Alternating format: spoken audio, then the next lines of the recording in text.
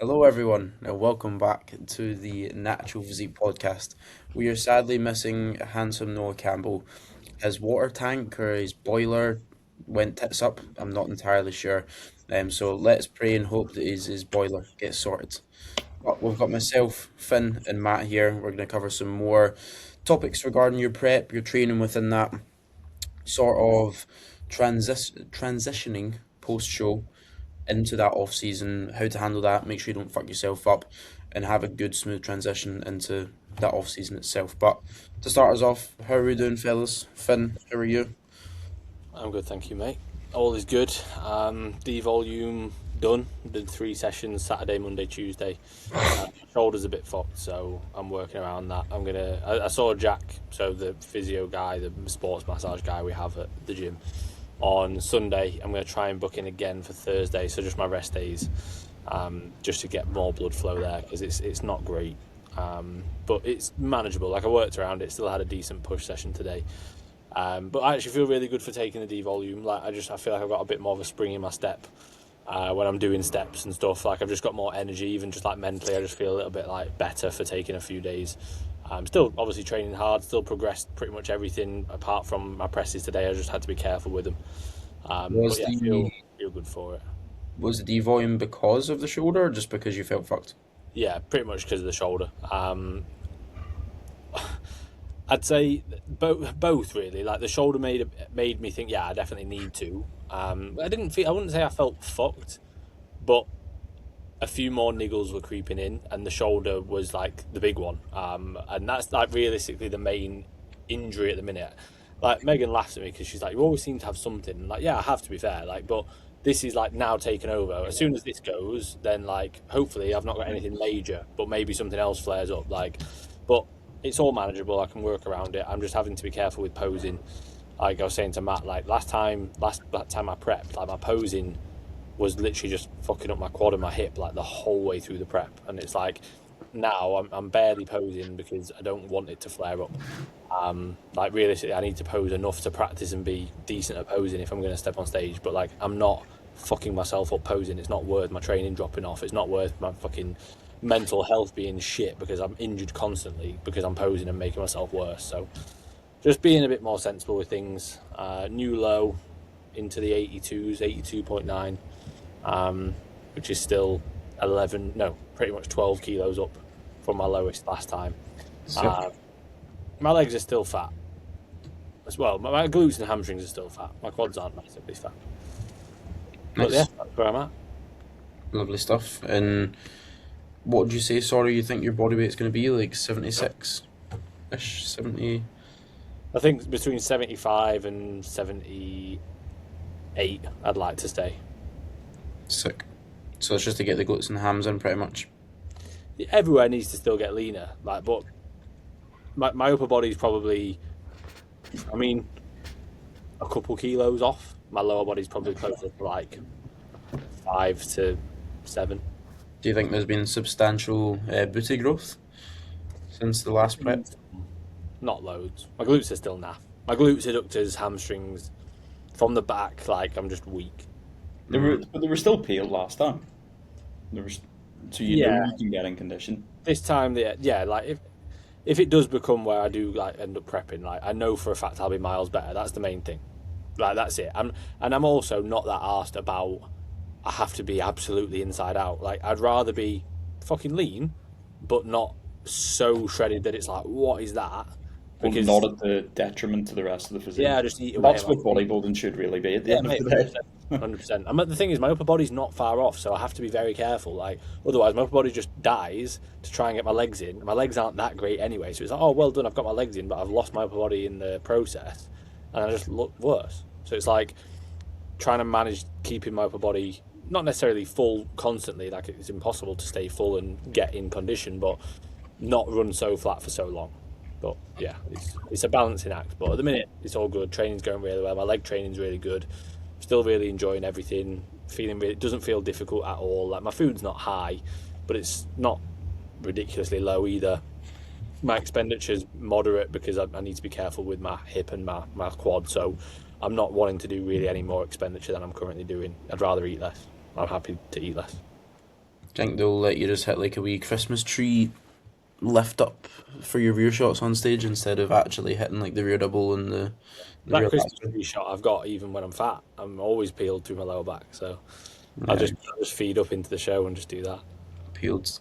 I always go on Facebook like to just look at cars and daft shit, and like there's a gym group that comes up and there's always a guy on it that's like, yeah, 270 lean, and he's got like one teeny bit of details like, yeah, so I'm fucking like 8% body fat.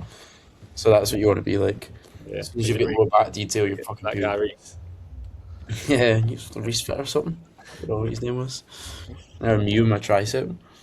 But yeah, things are going well for you, Matt, yourself. How are we? All good, mate. All good. Training's been going very, very well.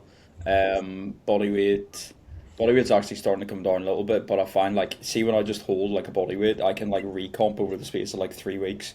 So already like midsection's getting tighter, Nice. vascularity through like lower body and stuff's ridiculous at times. So yeah, just kind of like making this body weight look a little bit better for a period of time. Body weight starts dropping excessively, then we can put a bit more food in. But food's already in a pretty good position. Um, what else has happened? Cardio got added in, which I'm actually not annoyed about. I'm actually quite enjoying it.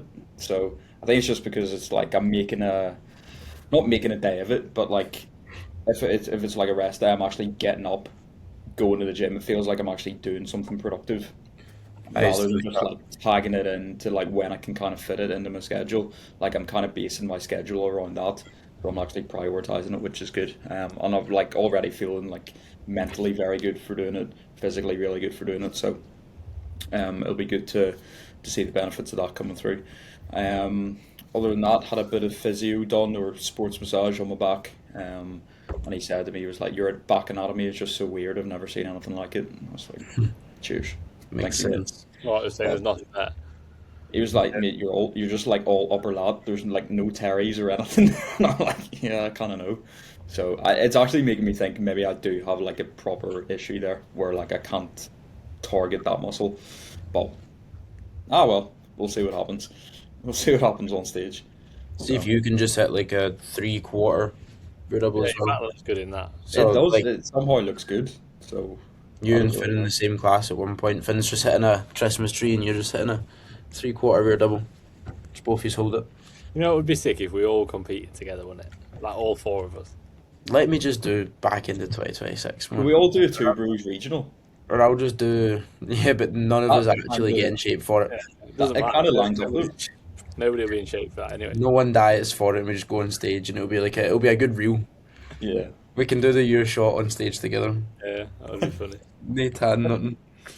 What Yeah, about you, I was. Josh? You're feeling good, aren't you? Life's going well. Looking fucking huge. Okay. I'm happy. Story twice today. I've put you on my story. I did see that you tagged me in the story. Was it just like was it a new photo? It was the one that you put on your story and sent me today, so I put it on. Nice. I felt big. I feel strong. I think I said it before, but I feel like I could run through a fucking brick wall. Like You've honestly, done that about 50 times in the last few weeks, mate. feel like I could just do Say it it. about 5 times every check-in. I'm just like bang straight through it, shoulder bars right into it. So yeah, performance is good. Physique is filling up more and more and more. I'm feeling bigger. Like everything's Nearly there. 80 kilos. Hmm. Nearly 80 kilos. Nearly 80. Yeah, I was 79 kg on average last week into this week ish. I think. Those post workout shots I would have been 80 kg plus. So You're heavier than me soon. I know it'll be first time since we've worked together. Probably First time. first time ever. Yeah, so Jesus. that'll be interesting. Get we pose down next time that we're together. I'll mog the living shite out of you. I'm good. Nah, I was posing with a boy at Elite the other day, like that wee gym that I was speaking about, and it made me realize like I don't want to sound nasty. It made me realize like I am actually quite big now. Like he's younger and he's new to the gym. He's like mid to high 60 kgs. He's got like good shape and everything about him. He's training for a wee while, but like posing like. Finn and I, we spoke about it. It's like I'm never going to be that big guy, like it's all more about kind of like condition and shape and stuff. But I'm starting to feel like I actually feel like I could get pretty damn big. Yeah. It's like relatively high when age we've as well. posed Like, together, when we've posed together in the past, like your shape is great, like really good, but you do still look small. Like I'm not saying I make you look small, but like we'll hit some you do. pose and it is like okay, you do look small, but then like you'll hit a rear pose, a rear double bicep, and you'll make my shape look horrendous. But and like no offense to Josh Croggan, you made Josh look bang average, and he's a very good bodybuilder. Like I know he's a men's physique guy, but he's still a good bodybuilder. I posed with Josh, and Josh makes me look average. Josh Croggan, and you made him look average. Like shape and structure goes so far within bodybuilding, and this doesn't mean saying you're small because you're not. But I you're don't not know. the biggest guy, you know what I mean? Like when you're in a t-shirt or in a hoodie, like you don't See, look this is the thing. huge, Like, but I'm like you say, starting to like, feel that now. Like, I think it is also just like age, training age, and that mate, maturity. even like you're strong, you know what I mean? Like you're doing things now that are pretty impressive. Like your hinging's been impressive for a while, and even if you've not progressed it crazy amounts, you're still hinging 200 plus every week, and doing that over and over and over and over and over as you go from 18 to 19 to 20 to 21 to 22, it pays off. Like I've said this to clients before, like obviously yes, you want to progress your lifts, but even if you just hinged 180 to 220 every single week for 5 years, you'll get better at it. Even if the numbers are kind of similar, you'll get better at it and you will grow. Like if you Smith press 3 plates for 5 years in a row, like you're not going to just not grow any muscle just because the numbers haven't gone up. Your execution will get better.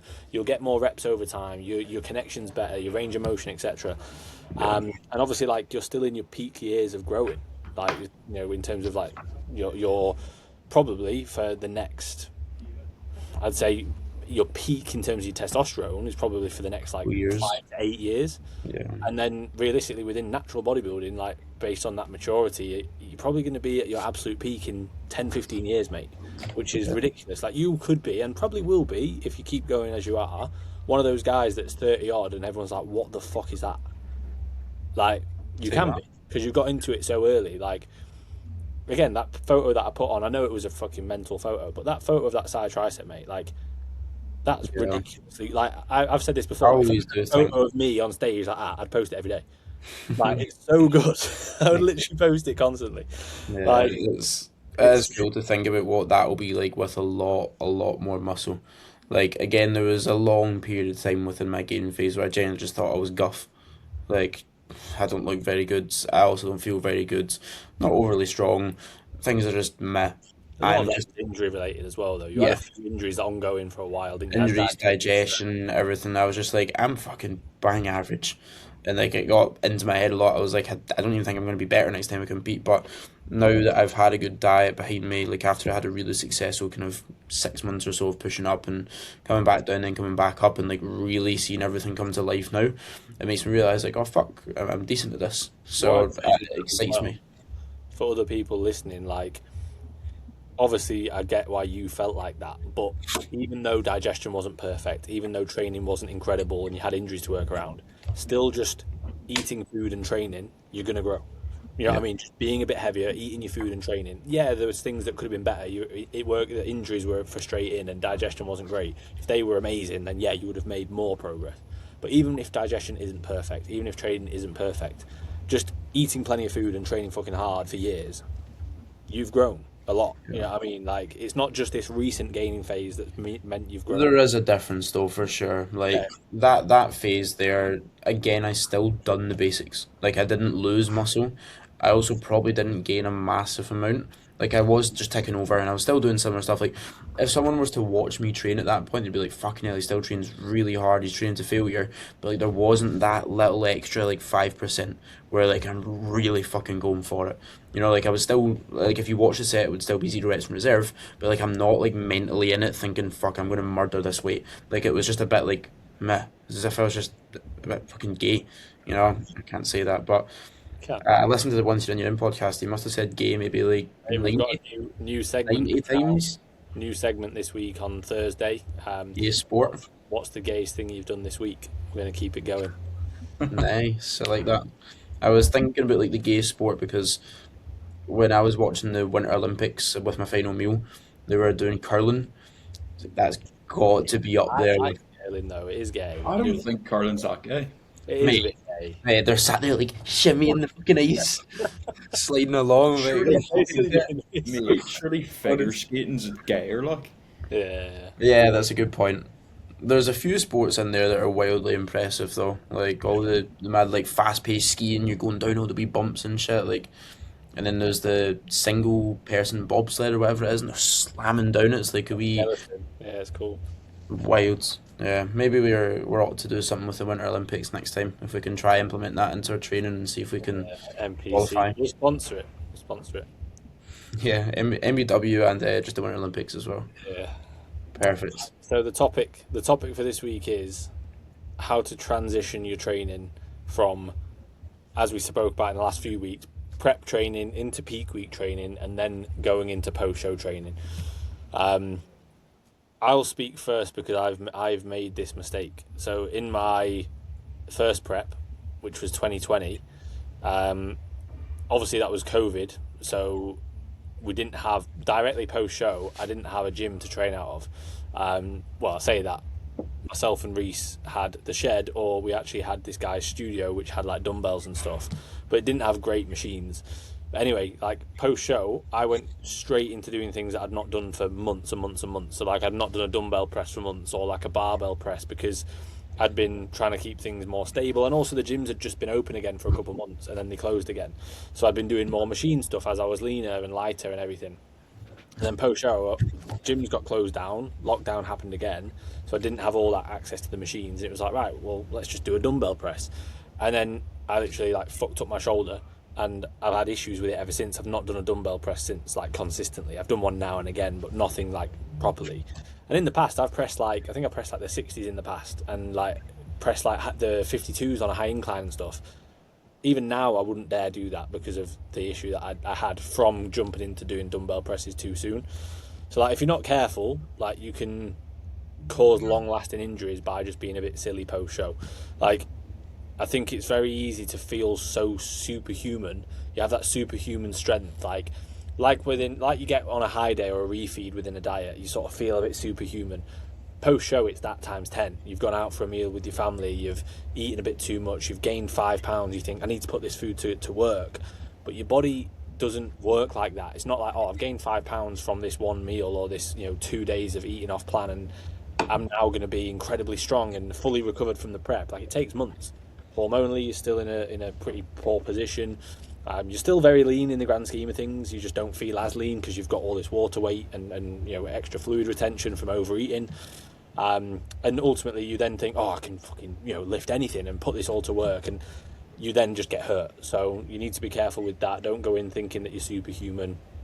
I actually think that recovery phase post-show, keep your training pretty much exactly as it was throughout the prep. Like, same movements, same volume. Like, it'll feel easier, and your progression should be really, really good. But don't be ramping up. Again, the goal post-show is to recover. What's going to stop that, or what's going to delay that, is just ramping up volume.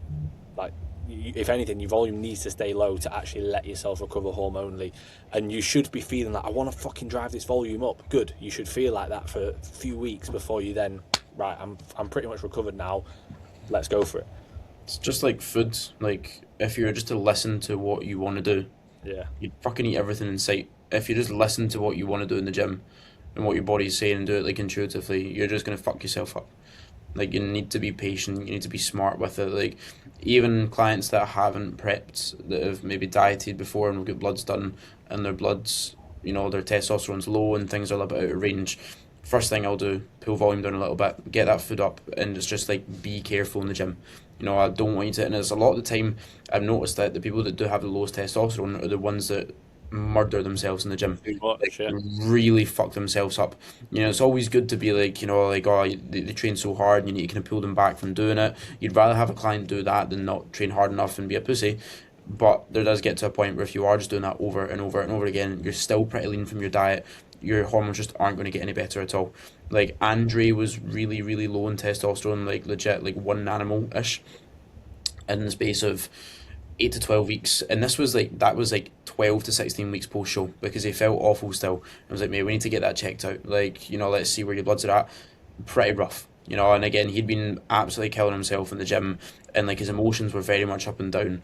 And then for the next 8 to 12 weeks, I said, I want you to work with 1 rep in reserve. And I know that sounds mad because he's so I don't know, just so driven in the gym. Like, he won't even speak to you, he just headphones in, tunnel vision, boom, he's going for it. But it's like, I need you to really think about what you're doing. The easiest thing for him to do is to go on, like, kind of autopilot and just full send, because that's what he's used to doing. But you need to be a little bit more aware of things. You need to make sure that you're not actually just going more. Like, be aware of where you are. Understand that, right, that rep's not worth taking. Don't take it. Just don't do stupid shit, because you're going to pay the price for it. Again, your hormones, you're really going to struggle to get them back into a good position. So making sure that you are smart with that, and as you say, just not doing crazy movements that you've not really done before, making sure you still get good stability. I remember in Vegas, literally like 2 days post show, I pulled 180 or something a deadlift, and I'd not done that in yonks, but like I felt really good in that moment, and it was one time. It was just because we were all there deadlifting, we were in Dragon's Lair. I then went back to pulling 160, 165, and I warmed up really well for that 180, and kind of got used to that from there. And then it was go back to being normal. That was different. It depends where you are, but if you are doing even something like that, just do be very careful.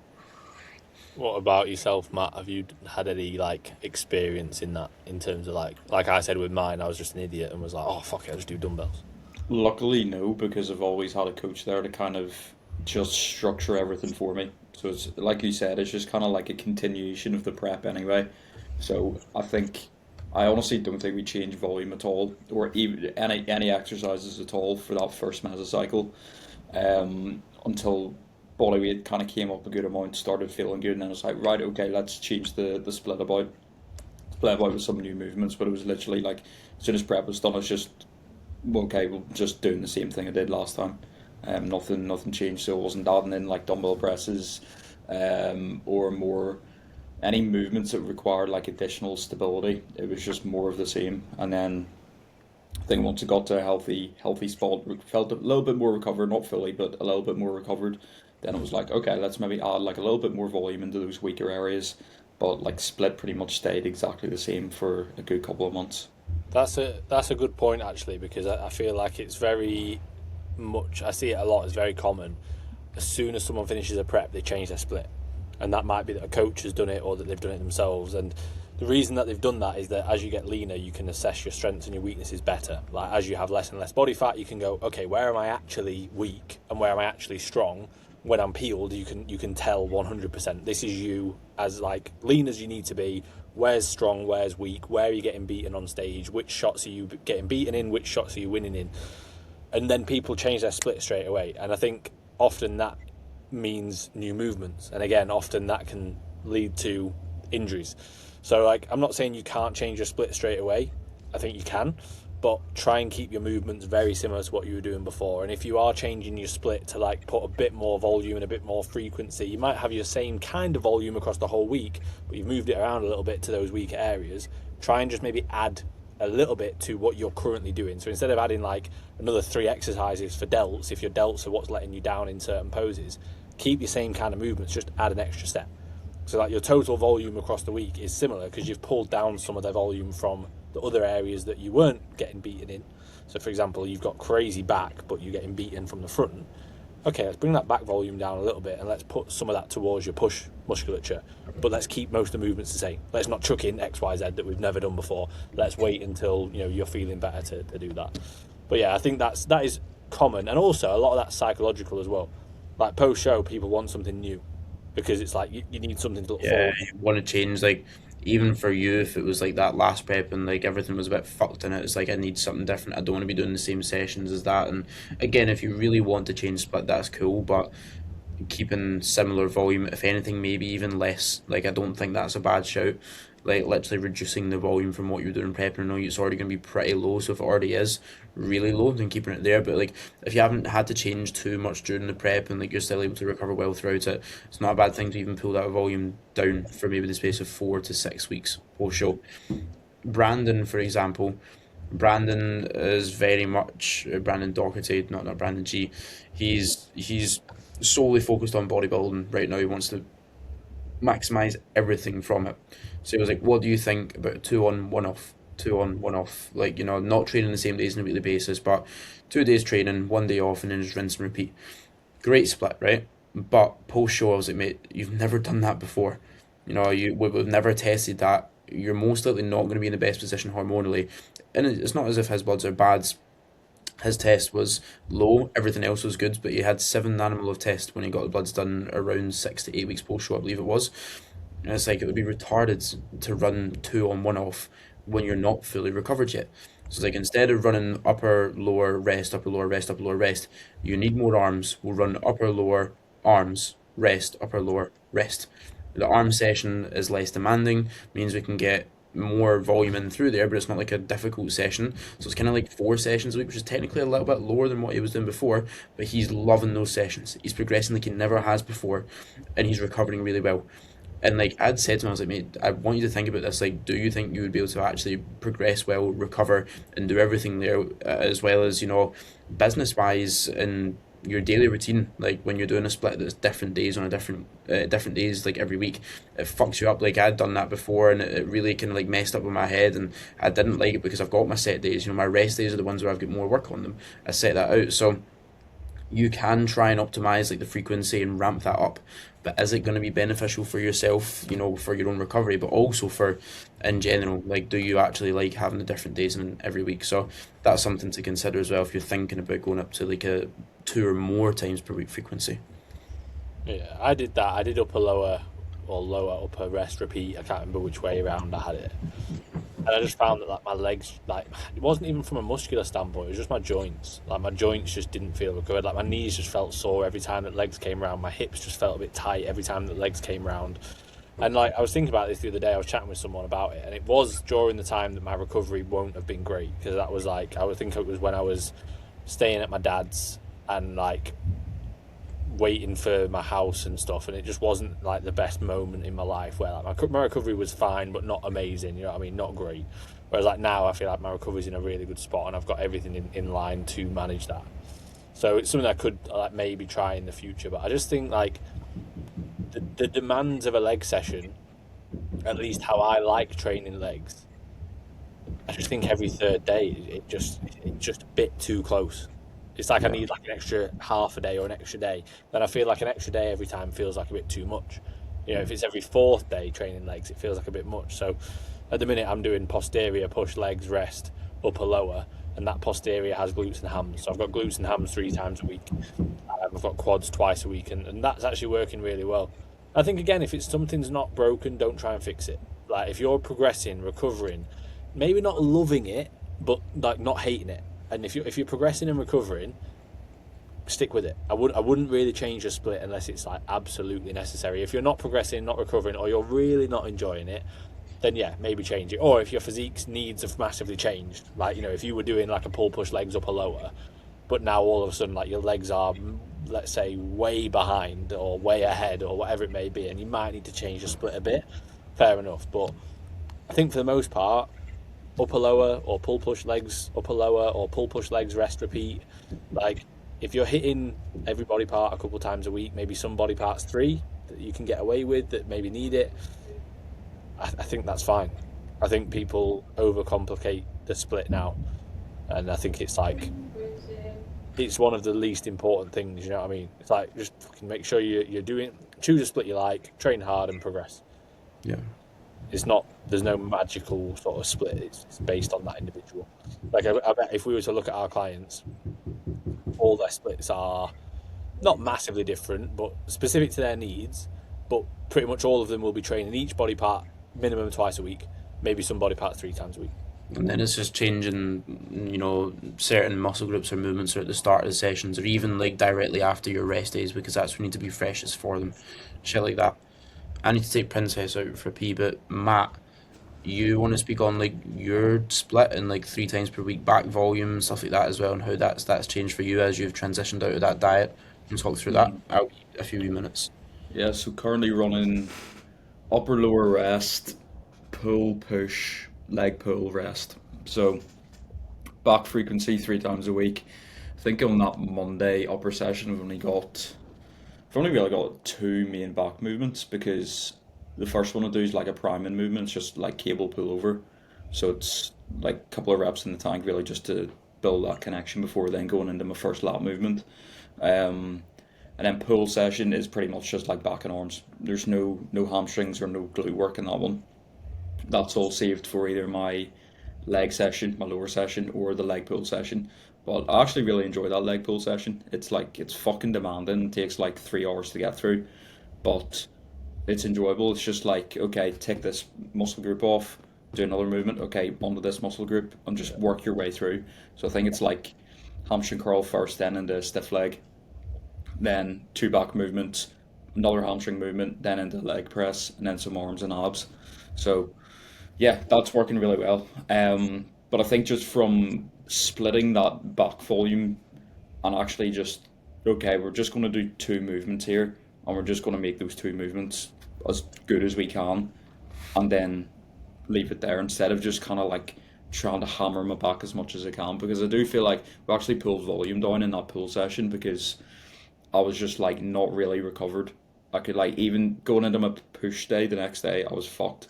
Going into the leg pull session, I was like, still don't really feel 100%. So like it's all well and good having like back day, but it was getting to the stage when it wasn't actually that productive. I was getting to like four movements in, and I was getting onto like a cable lat row, and I was just like, this is just feeling pretty naff, to be fair. I could definitely give this a miss, but yeah, definitely think like bumping the frequency up. Like volume wise is still pretty much the same. It's just the effectiveness of that volume and the intensity I'm able to deliver through that volume, instead of just not tagging it onto the end of onto the end of the session, but just not just doing like a load of junk volume at the end of the pool sessions. It's So like spread out more.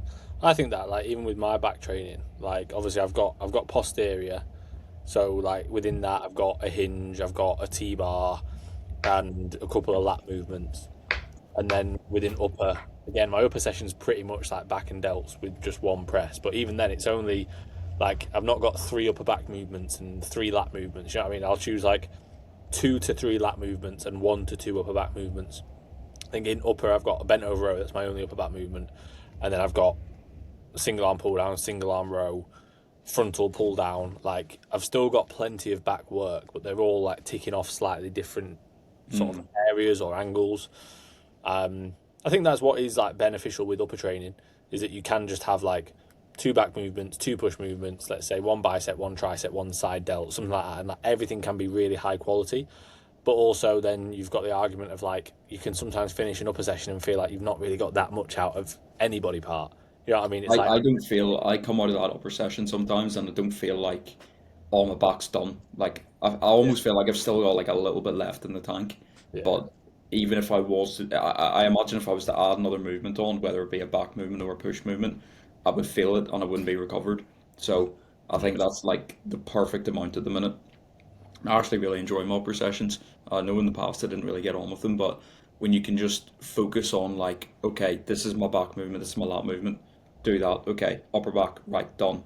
Now on the, I think I've got a fly, and then I've got yeah, fly then into press, then two arms, one bicep, one tricep, and then side delt. So it's just like hit this muscle group, then this one, then that one, yeah. and yeah, I What you said really the get other on with it. I think it was maybe on one of the last podcasts, you were like, think about training the body part, not just the movement. Yeah, Like I'm training my upper back here, and then I'm going to move on to my, let's say, lats, and then I'm going to move on to my chest or whatever it is. Like I was saying that to a client today. Like he was saying about, so that reel that I posted, like, you know, you should be chasing progressive stimulus, not just progressive overload. And he was like, oh mate, that really resonated, because like a lot of the time I'll just look at my logbook and think I've just got to get an extra rep and then just get it no matter what, and my form's shit and it feels shit and it just like it doesn't feel productive. I'm like, yeah, that's the exact the exact opposite of what we actually want. Like when you finish a set, you should, number one, know what you've trained. Two, feel like you've actually fatigued and taxed that muscle. Like during the set, I understand if you're not, you shouldn't be necessarily just focusing on that, getting a crazy feeling. But after the set, if you don't have a fucking clue what you've trained, there's probably something missing there, whether it be execution, whether it be range of motion, whether it be you're going too heavy or too light or whatever it may be. But like, I think people get so caught up because obviously like progressive overload is, we know like progressive mechanical tension is what's going to really sort of drive growth. People forget that mechanical tension isn't just load. Yes, load is going to be a massive factor of that, but if your form is shite, that mechanical tension is not being placed through the muscle accurately. In the right place. Yeah. Yeah, so You like could you could add 10 kilos onto a movement and remove 10 kilo or 10% of the stimulus through your muscle and put it it's on the like joint instead. regressive overload is what I Yeah. would like to call that. It's like you've overloaded the movement, but you've done it in a regressive manner because your form's gone to shit. And yeah, the logbook looks progressive, but it's not. And that's why it's so important to send form videos. This is why like we're constantly on our clients, like especially if I have a client with lagging body part and they don't film it, and I'm like, I can tell you, I guarantee you're training shit. And I'm like, I'm not being horrible, but this is why you're not filming it. You'd film it if you were proud of it, if you knew it was good. Like you'd show me. The fact that you're not filming it is because you probably know it's not that great, especially if they film other body parts, but they don't film their leg work because they know it's not very good. You know what I mean? It's like, this is why your X body part, whatever it is, isn't growing. So, yeah, you know, don't get too married to just the numbers as well. Like, again, this is why it's so important. Like, it's very easy to just go, train hard, get stronger. Yeah, like, of course. But there's a lot more nuance to it than that. Like, if it was that easy, everyone would be fucking massive, wouldn't they? Everyone would be huge. That's why Yeah. I don't really logbook anymore. I write down what I do, but I don't use the logbook to actually dictate my session, as in dictate the Was progressions. it a good session or a bad session? Yeah. Yeah, I just look at what I did last week and go, right, maybe didn't feel too good. I'm going to pull back on the load a little bit, or okay, I feel good today. What did I do last week? Okay, I'll use that same load again, or I'll bump it up. But I'm not going, okay, I did 100 kilos for 8 reps. I need to get 100 kilos for 9, or I need to do 102.5 for 8. Like I don't care. Like, to be honest, like I'm not massively progressing reps within my sessions now, but the stimulus is getting better and better. And then sometimes I'll just go, okay, I'll add a little bit more load today. That's kind of what I'm using my logbook for, just to write down everything I've done, but not to actually dictate what I'm going to do next. Yeah, I think making notes in the logbook as well.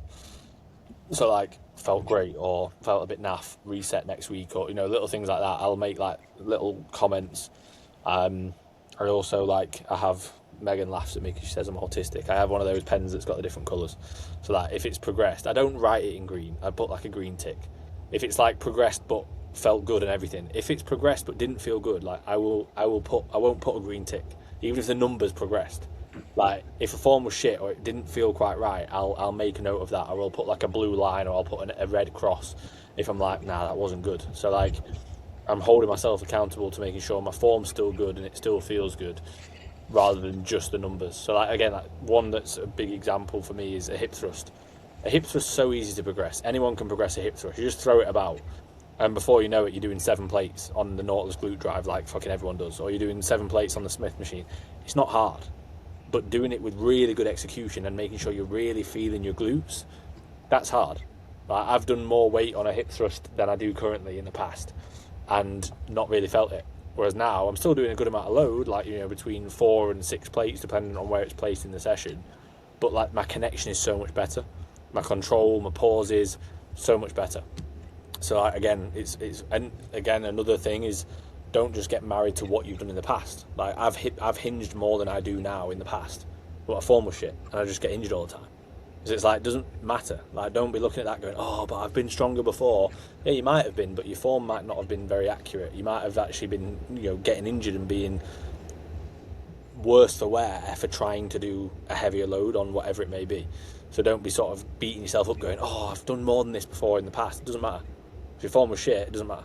It's also patience as well. Again, like if we're kind of using post show as the talking point, like as soon as you're out of prep, you're thinking, yeah, I'm going to take this, I'm going to do this, I'm going to do this, and like you're wanting it so quickly. Everyone wants everything so fast, and it's, you know, it's normal for that. You want to get rich fast, you want to have a brilliant physique fast, you want to get really strong fast, but understanding that it literally is just going to take time. And instead of chasing, as you say, just loads, chase stimulus. Post show, like, just be more sensible, stop chasing simply numbers, and actually, you know, stimulate the areas especially that you have realised, fuck, that needs to get brought up. I need to move forwards there as well. So yeah, like we've spoken about before about what to actually do to bring up those body parts, whether it's volume, frequency, intent, sending over your training clips and stuff like that. So making sure you're nailing all of that stuff. And again, if anyone's got any questions on that, then you can obviously ask for other ones. We were supposed to put up a question box for this one, and we all entirely forgot to. So we apologise about that, but we'll be able to get one up next week. Like, I'd like to see, some good questions in terms of like serious ones, but get the real ones in about what's gear, this sport, or That's on the One During Your In podcast. whatever that will be. Yeah, I was grabbing my logbook there to show you the pencil that I've been writing with. Nice big one, yeah. Fucking massive. So the reasoning behind this is it gets me Maybe more. bigger. Yes, so that's number one.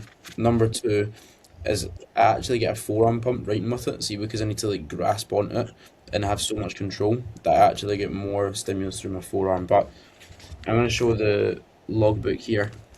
Mine is pretty ugly looking, right? You do this as well, don't you, Fim? Yeah. Where you split the page down the middle.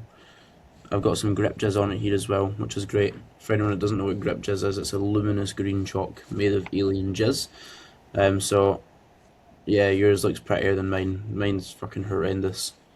Beautiful. Matt, where's your logbook, mate? Yeah, It's up here, mate. It's all up here. I like that. So some people were really into logbooking. I myself would say I am really into logbooking. Like it drives me to do more. Matt doesn't need it. I do need it. Like I would feel very lost within my training without a logbook. And again, that's fine. Everyone's different, but it pushes me to progress. I rate the session. I put the body weight up the top, like the date, so like I can see everything there, and it gives me really good insight as to how things were. Like I'm saying up the top, whether it's a full send session, whether it's a devolume session, and I feel like this really helps in the sense of not going on my phone, not getting distracted and shit as well. But just when you were talking about logbooks and your artistic pen, I thought I'd show you my artistic pencil. Yeah, I actually think that is a really good point. Like, if you're somebody who gets distracted easily and you find yourself on your phone a lot during training, like, get a paper logbook, and also, like, you can still use your phone for music, but just put your phone on Do Not Disturb and just use it to film. Like, I have my phone on my tripod like this whilst I'm training. Like, if your phone's on your tripod like that, you're not really sat on it. You know what I mean? You're not sat, like, texting on it. It's just there. And it's mainly for just filming content. And like if I have any immediate messages from clients in a prep or in a peak week kind of thing, I'll have it on Do Not Disturb, but now and again I'll just quickly check my WhatsApp. Like let's say I've finished an exercise, I'm moving on to my next exercise, quickly check my WhatsApp. Is there anything immediate? Is there any inquiries or anything like that? Nope, cool, move on. Like use it as a camera. That definitely helps me. Like I don't want to be sat on my phone scrolling on Instagram between sets. Like not only is it frustrating for other people in the gym, like it also takes me out of that session sort of rhythm. You don't properly kind of like rest as well between sets. Like if you're sat fucking stimulating your brain, and like rest doesn't feel like rest. Like a minute of scrolling doesn't feel anywhere near as long as a minute of just sitting there and actually resting. Like I could scroll for 5 minutes, or I could sit for 1 minute doing absolutely nothing, and I'd feel more rested from the 1 minute of just sitting there breathing than the 5 minutes of just scrolling through. It goes like that, bang, instantly. You need to make sure you buy a good logbook and not the one off of Amazon though. Logbook is mega. Where mine's from, it's maybe like B&M or something, but it's good. It's split into 3 different bits for me now, which is great. Mine's like, when's the first date you've got in it? So I've lost the first part of mine. It entirely fell out. So I've only got another 2 bits. Try to see. Mine's nearly a year old now. I remember this. I've only This got was it since like July, I think. this is pretty much like when we first opened the gym. That's pretty sick. Yeah. What do you think to? There's another topic. What do you think to chopping and changing gyms, like left, right, and centre? Again, even like post show and shit as well, but just chopping and changing gyms, like because you're afraid of fuck. I don't know if I can progress that this week, so I'm just gonna go do the session at another gym. Do you think you should be strict on it? Do you think you should just go train wherever you want? Do you think you should have a baseline set of numbers to run up from there? Like, what's your opinions on that? I think if you can, then ideally try and stay in the same gym for the same sessions on a regular basis. You might have 2 or 3 gyms that you train out of. You might do pull and push out of one gym, legs out of another gym, and then upper out of a different gym, something like that. Like that's fine. Like I used to do that because there was different gyms that had different equipment that I wanted to use. Obviously now I just train at TPC, and I don't really like deviating from it because I'm really enjoying my split and my program. So it's like, and I really like the machines we have. But for example, I've got a client at the minute who keeps moaning about how busy Ultraflex Derby is.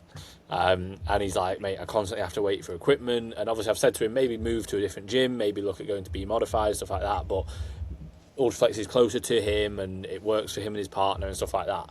So I've said, like, look, mate, worst case scenario, you have to do an alternative. They've got that many machines. It's Ultraflex Derby. It's fucking huge. Yeah, they get 5 of everything. Yeah. Like, worst case, you have to just switch it. Do a different Smith machine instead of the usual one you'd use.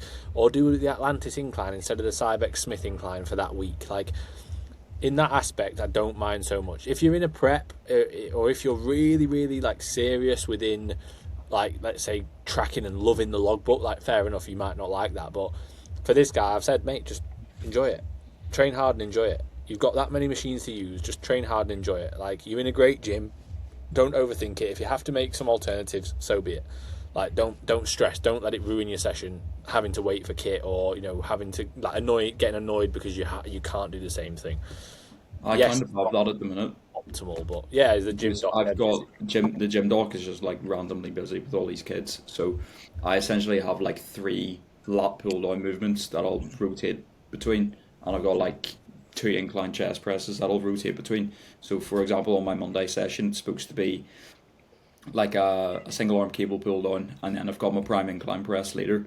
But if the gym's busy, I'm just, instead of doing that single arm cable pull down, I'll just jump on the prime pull down or the hammer strength pull down, because I'm still training the lats in the same way. As long as I'm matching the movement pattern, I don't really care what machine I'm on. Same thing goes for that prime chest press. Like, if I can't get on it, I'll just go do a Smith machine. There's no issues, and then on my next session, I'll just flip that back around. So people just stress out about those things way too much, and to be fair, you hit the nail on the head. Like, people who are more focused on the logbook, they want to keep everything exactly the same and standardized, because if you're trying to progress something by a rep, but suddenly it's like at the end of your session, or you've had to do more movements before it, or a different machine, different stimulus, like, that's going to affect those numbers, and then that can get in your head. But when you're not so married to the logbook and you're just going into the gym thinking, I need to get the most out of this movement, train this muscle, you stop stressing about all those things, and it's like not the end of the world if you have to do like a different dumbbell lateral or a different lateral raise. Like, it's just I stimulus. think you should have both of them in a sense. Like, again, you want to be able to actually know what you're doing and progress on it. But if you can't, like, it doesn't mean you fucking cry about it and you don't apply yourself into the movement. Oh, I just don't have that like same emotional connection. So you can still apply yourself. You can still train hard. You can train well. Even if it's a movement you've not done before, warm up properly. Like, don't just whack on one plate. That's what one plate feels like. Whack on 2 plates. Oh, okay, feels alright. Then 3 plates is either way too light or way too heavy. Warm up properly. Like, gauge your working set weight, know where you're going to be, and then go from there. And as well, like, if you do logbook and you're having to use different machines or go and train at a different gym, still logbook it. I have a lot of clients that will maybe train at a different gym, or they'll do a different movement. Let's say it's too busy and they can't get on that movement, then they don't log it because they're like, yeah, it was a different movement. I can guarantee you within the next month or 2, you're going to have to do that again, because it's a busy gym. You can't get on the machine, you can't get on the pec deck, you need to do fly instead. Still log down the one that you've had to change it to, because you're going to need to do it again, and you'd rather not waste the time trying to like find your working set and not knowing what it is and thinking, fuck, if I'm moving forwards, I'm moving backwards. Like, actually logbook that set that you're doing, even if it is different shit, or if it's a session at a different gym. You never know, you might have to go there again. So logbook that down as well. But as I was saying, I think it's nice to have a bit of kind of freedom, but also be right. I know what I want from this, and be able to find that middle ground. Matt, I've just sent you a video of one of my clients doing a pull down. The prime pull down. If you put a bar on it, so instead of using the handles, put like a normal wide lat pull down bar, and it looks really good. Can you show on the yeah. So shout out to Jake Noble, who sent me this. He said he took inspiration from Dan Manson. The Dutch guy. Yeah, but like, sick. How good does that look? I said to him, I was like, mate, that looks incredible. Like, there's like a Terra's pull down, frontal pull down. Like, that might be good for you, Matt. Now, obviously, because they've got that at the gym doc. That looks lovely. I do just like a normal lat pull down though as well. Yeah, but like that, I agree. But like that, I just thought it does look good. And because you mentioned, if I can't do a single arm pull down, I'll do the prime pull down. It just made me think of it. Yeah. And whenever do you get to like adjust the resistance profile on like a kind of straight bar lat pull down? It's always, you get down in your last rep or 2 and you're here, and you're like, fuck. Yeah. Give it a bit of yank. Like, if you could actually make that drop off in that bottom position, I wonder what that would feel like, because I've not really had something like that before. Yeah. I've seen people do pull down machines like that, but they're obviously facing the other way. and it's kind of like out in front and then they pull back down that way. I don't know what Yeah. the brand of the kit is, but it looks really, really good, to be fair. Yeah, it's good to see your back going as well, though. There's like a primal one that's like that. Yeah, maybe it's Primal. Yeah, yeah, Matt, your back is looking good. Yeah, it's just trying to stay on top of injuries and like training's been good for a while, but it's like whenever I get like a little bit of an injury, it's not like something I can really work around. It's like, okay, I actually need to fucking rest this, Be or it'll sensible. just flare up and set me back even more. So Yeah, yeah, especially like all around the scalp and the traps, it's almost like everything's so interlinked. Like if my trap starts flaring up, then I can't train my lats well. If my lats flaring up, can't train my upper back well. So yeah, yeah. just trying to stay on top of that stuff, stay on top of the sports massage, do like mobility stretching like as much as I can. Well, Tennis ball behind the back in the car. well, Tennis ball behind your back in the car. yeah. Do I have it here? No, I don't. Tennis It's ball like and a big red sock, was it? tennis ball and a big long sock, and then you just like stick it down your back, and then you can obviously hold the end of the sock to move it about. That's good. I'll literally be driving down, fucking pull one arm across to move my scalp, and then I'm working like on my rhomboids and my lower traps. Brilliant. Who So needs a freaking massage therapist? I know. Put Yeah, them out of tennis ball and business. a big long sock. Oh, Easy. Well, wraps us up. We happy? Aye. But aye, man, aye. Josh Croggan's just uploaded the teaser reel for our session, and he was taking a piss at my accent and my mother. So I'm gonna fucking kill him. Not Pauline. And then Pavlova. Well, he said she has a pretty Ooh, face. So it daddy. depends how you take it, but in the manner that he said it in, I think there was malice in it. Yeah. There was nastiness in it, so I'm not having it. I Next wouldn't. time he's in the podcast, fucking give him a. You take him out. But no, thank you everyone for watching, for listening, wherever you're watching it on. Please do like, subscribe if it's on YouTube, turn on notifications. If you're on Spotify, follow, 5-star rating, and please do share as well. Get the stories up. It's always good for us to see and for us to repost as well. And yeah, I think that's all. See you in the next episodes.